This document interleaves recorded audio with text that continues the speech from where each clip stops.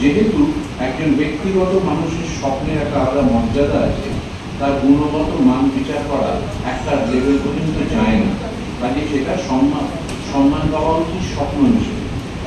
এই যে 50টা ছবির মধ্যে যদি আমি ধরে নিচ্ছি খুব কড়াভাবে, যদি 8টা ছবিও অত্যন্ত উৎকৃষ্ট মানের হয়, সেটা বিরাট পাওয়া হবে। কিন্তু এই স্বপ্নগুলো প্ল্যাটফর্ম পাবে করবে। আমাদের আজকে সকালে একজন এসেছিলেন, বললেন আমি অনেক কষ্ট করে বাবাকে বুঝিয়ে একটা ক্যামেরা কিনেছি, ছোটো ছোটো ছবি বানাচ্ছি, সে আমার একটা ছবি কিনে থিসিস করেছে।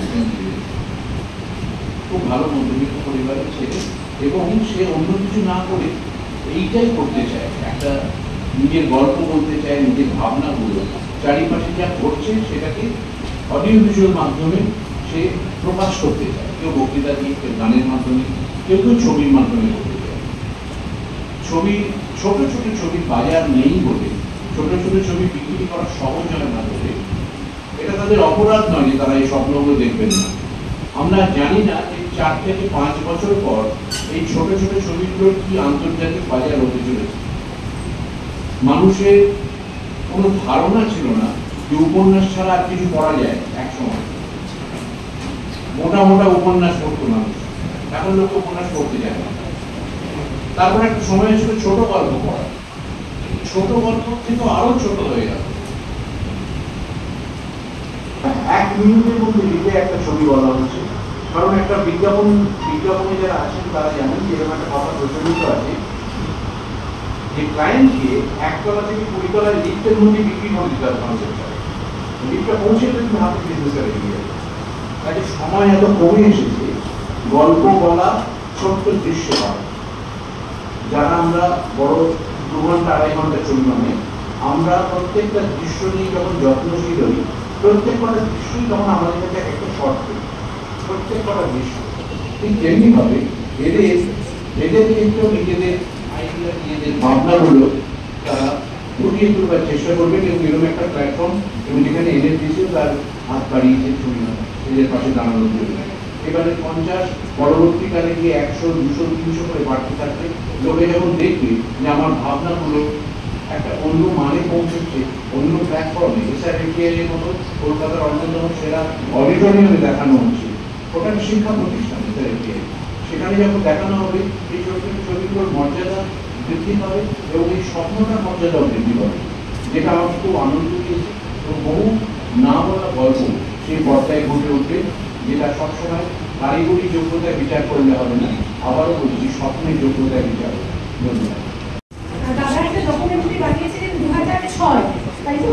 সেই স্পেশাল তারপরে 2006 পরে, এবং তারাবাড়ি বন্দি যে সকল মানুষরা থাকেন তাদের দিয়ে প্রথম যিনি কাজ করেছেন তিনি প্রতীক ভট্টাচার্য, এবং তার সেই ডকুমেন্টারি ফিল্মটা প্রথমবার স্ক্রিনিং হতে চলেছে আমাদেরই এই ফেস্টিভ্যালে। তো এটা আমাদের একটা বড় প্রাপ্তি, এবং দর্শকের জন্য বড় প্রাপ্তি যে সেই জ্ঞাপন করা উচিত। আমাদের সুপ্রতিম ভারত তার ভাবনার জন্য পৃথক, তার ভাবনার জন্য দাদা আছেন পেট্রোল হিসেবে। কেন বলছি এই সময়টা খুব খারাপ সময়, এর মধ্যে দিয়ে আমরা যাচ্ছি। তো সমস্ত মানুষগুলো না বিচ্ছিন্ন। আমি 200 কিলোমিটার প্রায় 45 মিনিট যাতায়াত করছি। ট্রেনের সময় এক সময় অন্যরকম একটা চেহারা দেখতাম, নিজের মধ্যে নিমগ্ন হয়ে আছে। আর বাঙালি মাত্রে একটু ঝোঁকুতে বাঙালি আমরা জানি খুব তর্ক করে, কারণ তর্কে মেধা বাড়ে, তার বুদ্ধিবৃত্তি ধারালো হয়, কারণ দুটো তান্ত্রিক নিয়মে সিনথেসিস জোটে আমাদের কপালে। কিন্তু সেই জায়গাগুলোই আজকে সামাজিকভাবে নষ্ট হয়ে গেছে। তারপরে ফুল স্ক্রিন, অমুক তমুক ইত্যাদি আমাদের উদার হয়ে গেছে, স্পেস ছোট হয়ে গেছে, তার ফলে এই জায়গায় এসে গেছে। এবং প্রত্যেকের হাতেই একটা এরকম আছে, ফলে ওটা দিয়ে ভালো ছবি কিভাবে দেখা যায়, কি এনজয় করা যায় আমি জানি না। কিন্তু মানুষ বড় একা হবে, কিন্তু সিনেমাটা একা দিয়ে হয় না, না ডিরেক্টর, না অভিনেতা, না একজন টেকনিশিয়ান, এইটা সম্মিলিত একটা শিল্প ভাবনার কাজ, একটা ক্রিয়েশন, সেটা সবার মধ্যে থেকে গড়ে ওঠে।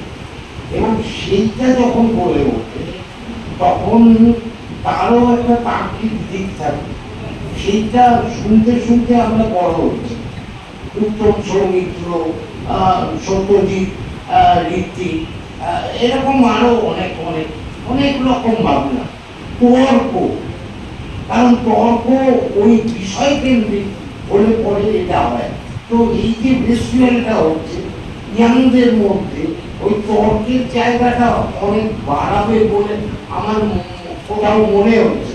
এবং যখনই মানুষগুলো তর্ক করতে আরম্ভ করবে তখন কিন্তু একটা কমিউনিটি তৈরি হওয়ার সম্ভাবনা আছে, এবং সেই সম্ভাবনাটা সিনেমা দেখার হতে পারে। বোধেরও তো ওই দেখা থেকে বোধগুলো তৈরি হয়, ভালো ছবি দেখার আকাঙ্ক্ষা তৈরি হয়। তারপরে কি বানাবে, কত বড় মেধাদারি হবে সে অন্য প্রশ্ন, সেটা তো চর্চার বিষয়। এবং তার জন্য স্কুল হতে হবে, মাস্টারমশাইরা আছে, গুরুকুল আছে, সেখানে যাবে করবে। কিন্তু এই যে প্রথম উদ্যোগটা ঝগড়া এবং তর্কের একটা জায়গা এবং ইউনিফাইড একটা জায়গা করে দিচ্ছে কীর্তন এবং নূপুর এবং তারা এই উদ্যোগটা নিয়েছে, এটা খুব ভালো। এবং সেটা ইয়াংদের মধ্যে এই বিষয়টা অনেক বেশি কি বলবো হচ্ছে, যেটা ওখান থেকে উঠে না এলে এই সমাজটা এগোবে না, এই শিল্পটাও এগোবে। সেই জন্য ধন্যবাদ সকলকে। আর ওই যে কথাটা বললো ওটা কিছু না, আমি 2006 সাল থেকে একটা কাজ করেছিলাম এবং সেটা গবেষণার জন্যই কাজ করেছিলাম, যে সোশ্যাল ডাস্টবিন বলে একটা জিনিস আছে, যেখানে প্রচুর মানুষ সেখানে থাকেন, অবাঞ্ছিত মানুষ ধরে সেই একটা এক্সপিরিয়েন্স তৈরি হয়েছিল। সেইটা হচ্ছে সেই থিয়েটার কিভাবে থেরাপির কাজ করতে পারে। যে খোলা ট্রেনে 26 জন লাইভার দিল্লি গিয়ে 3টে পারফরমেন্স করে আবার তার জেলে ফিরে আসতে পারে, এই নানা রকম এক্সপিরিয়েন্স, এই এক্সপিরিয়েন্সটা একটা জায়গায় করার একটা চেষ্টা হয়েছিল, কিন্তু জেলের অভ্যন্তরটাকে ধরা যায় না।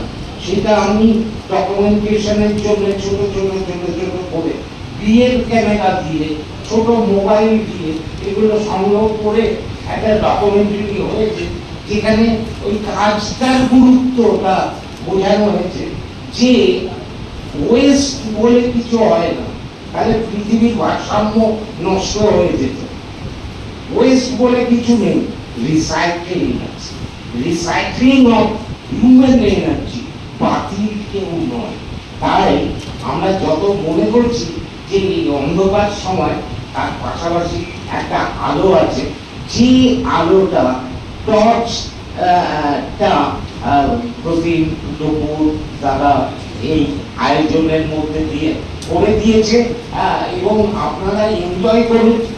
এবং অনেক স্কলার এখানে আসবেন, পণ্ডিত মানুষ আসবেন, তাদের এক্সপিরিয়েন্স গ্রহণ করুন এবং নিজেদের মধ্যে তর্ক করুন। সেটা অযথাও হতে পারে কিন্তু বৃথা নয়।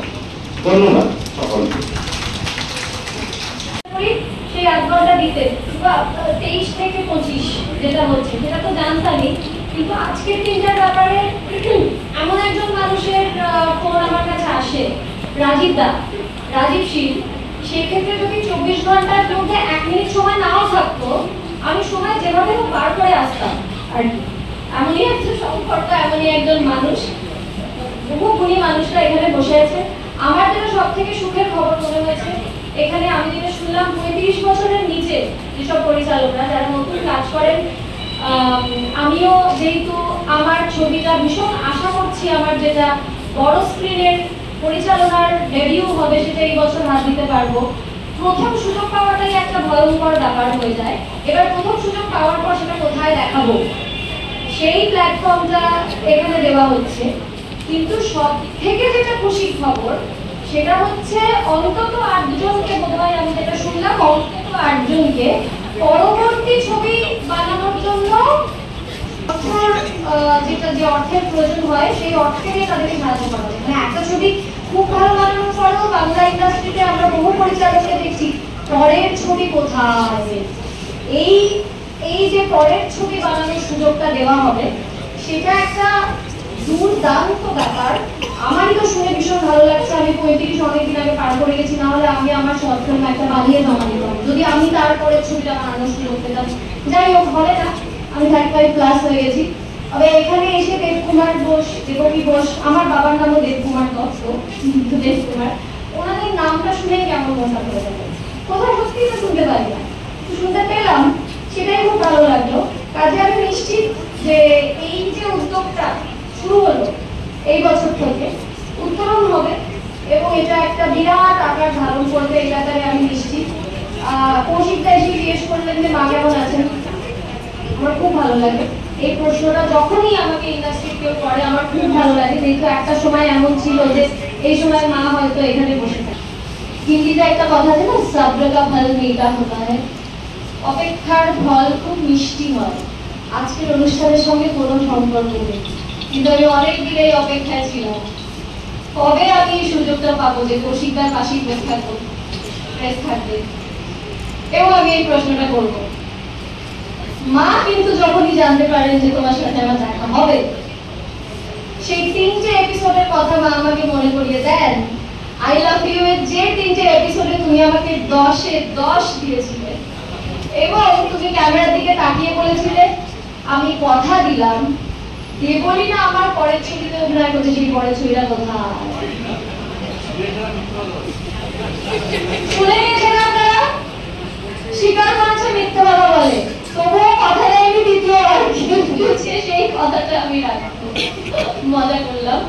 এই কারণ আমরা এত কম বয়সে কোনো সুযোগ পাইনি এবং এই বয়সে প্রত্যেকে যে তার ছোটো ছোটো ছবি বানাবেন সেগুলো কারিগরি দক্ষতায় যদি দুর্বলও হয়, প্রত্যেকে তার নিজের একটা স্বপ্ন দেখাবার জায়গা পাচ্ছেন এবং SRFT এর মতো এরকম একটা একাডেমিক ইনস্টিটিউশনে দেখাবার জায়গা পাচ্ছেন। এটা একটা বিরাট আনন্দের এবং NFDC থেকে হাত বাড়িয়েছেন যে তাদের মধ্যে যারা ভালো ছবি করবে, যারা পুরস্কার পাবেন তাদের পরবর্তী ছবিকে ফান্ডিং করবেন। এই যে ছোটো ছোটো স্বপ্নগুলো মনে হচ্ছে অ্যাপারেন্টলি যে শর্ট ফিল্মের বাজার নষ্ট হয়ে যাচ্ছে।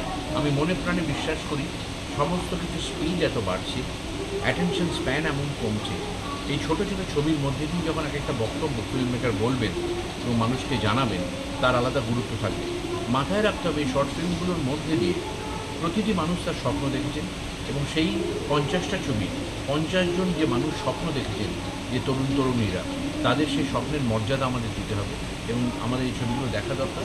আমার বিশ্বাস আগামী প্রজন্মের কাছে আগামী সময়ে যে দেখা যায় ইউটিউবে এবং অন্যান্য জায়গা থেকে OTT প্ল্যাটফর্মে এই ছোটো ছোটো ছবিগুলোর অসম্ভব মূল্য বৃদ্ধি পাবে এবং অল্প অল্প এই যে 2 মিনিট 4 মিনিট ছবির মধ্যে রিলসের মতো করে বিভিন্ন গল্প ফুটে উঠবে, বেরিয়ে আসবে এবং যেগুলো সামাজিক বিভিন্ন গুরুত্বপূর্ণ বিষয়কে, জীবনের বিভিন্ন গুরুত্বপূর্ণ বিষয়কে এবং জীবন দর্শনকে ফুটিয়ে তুলবে।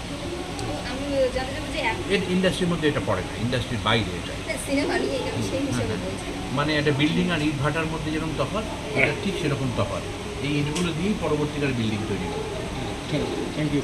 অন্তত 8 জন, যেটা আমি শুনলাম, যাদের ছবি শ্রেষ্ঠ বলে ঘোষণা করা হবে, যে 8টি সেরা ছবি 50টি ছবির মধ্যে, তারা পরের ছবি বানানোর জন্য যে অর্থের প্রয়োজন সেই অর্থটি পাবে, সেই অর্থটি দিয়ে তাদেরকে সাহায্য করা হবে, যেটা সবচেয়ে কঠিন।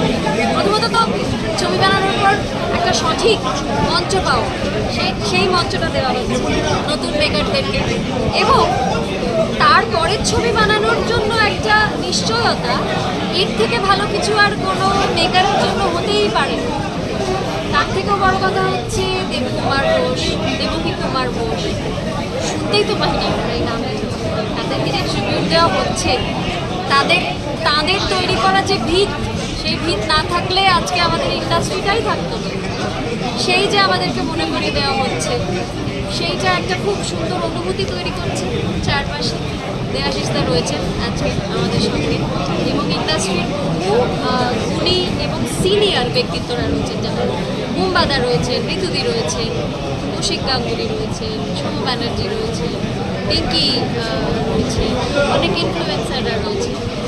আমার কাছে যেটা সব থেকে আনন্দের সেটা হচ্ছে এই আশা নিয়ে নতুন পরিচালকরা এবং প্রযোজকরা এই আশা নিয়ে এখানে আসতে পারছেন যে তাদের ছবি যদি স্ট্যান্ড আউট করে তাহলে তারা পরের ছবি বানানোর অর্থের যে সাহায্য, সেই সাহায্যটা এই ফেস্টিভ্যালের মাধ্যমেই পাবেন। এনএফডিসি এবং টুডে স্টোরিজের কোলাবোরেশনে সেটা একটা দারুণ আশার খবর আর কি। তো এই ফেস্টিভ্যালটা শুরু হলো এবার, এটা নিশ্চিতভাবেই অনেকটা বৃহত্তর আকার ধারণ করবে। যদি না কেউ 35 বছরের মধ্যে 100টা ছবি বানিয়ে ফেলে থাকে, সেইটা পাবে এনএফডিসি এবং টুডে স্টোরিজের কোলাবোরেশনে।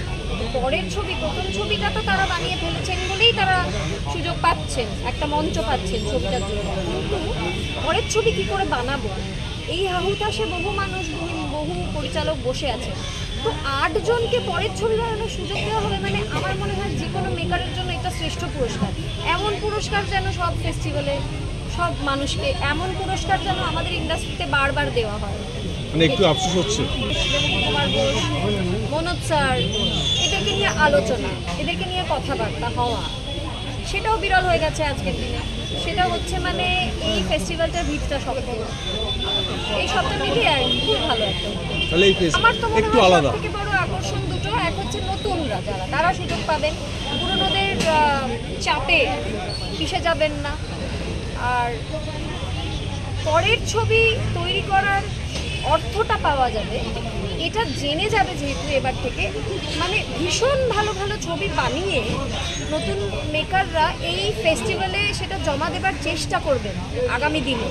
সেই তাগিদটা থাকবে যে আমি যদি জিততে পারি তাহলে আমি পরের ছবিটা বানাতে পারবো, সেই অর্থটা পাবো। কাজে এটা না নতুন মেকারদেরকে একটা ভীষণ রকম উৎসাহ দেবে। এটার একটা বৃহত্তর আকার নিশ্চিত ধারণ করবে, এটার উত্তরণই হবে, এইটুকু আমি বলতে পারি। আর আমার তো অনেক দিন আগে 35 ক্রস করে গেছে, তাহলে আমি ছবি বানিয়ে জমা দিতাম, এটা আমার আফসোস হচ্ছে।